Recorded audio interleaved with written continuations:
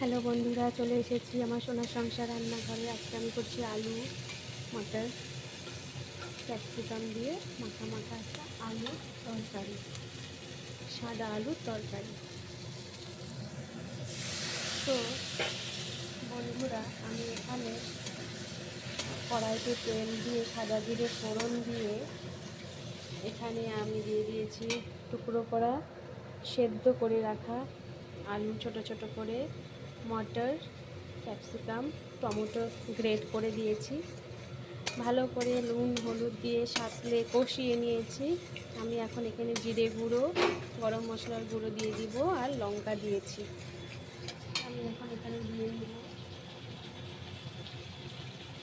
জিরে গুঁড়ো,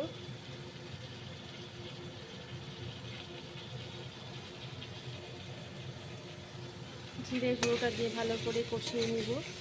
সাদা আলুর তরকারি লুচি দিয়ে পাউডা দিয়ে খেতে ভীষণ ভালো লাগে। দেখো, এটা হয়ে এসেছে। আমি এখানে এখন সামান্য জল দিব, একটু মাখা মাখা। আমি এখানে সামান্য বিস্তার জল দিচ্ছি।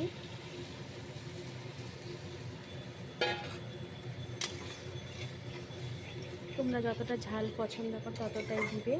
আমি এখন নামানোর আগে এটা ভালো করে সেদ্ধ হয়ে গেছে, এটা খুব ভালো করে সেদ্ধ হয়ে গেছে। মাখা মাখাই থাকবে, কারণ এটা লুচি পরোটা দিয়ে ভীষণ ভালো লাগবে খেতে শীতকালে। আমি এখানে এখন গরম মশলার গুঁড়োটা দিয়ে দেবো। আমি এখানে এখন গরম মশলার গুঁড়োটা অ্যাড করছি, স্মেলটা সুন্দর আসবে। আর এখানে আমি কাশ্মীরি লঙ্কার গুঁড়ো দিয়ে নিয়েছিলাম প্রথমে। তো টাটা বন্ধুরা, রাখছি। তোমরাও চটপট বানিয়ে ফেলো সাদা আলুর তরকারি, ক্যাপসিকাম আর মটরশুঁটি শীতকালে। টাটা।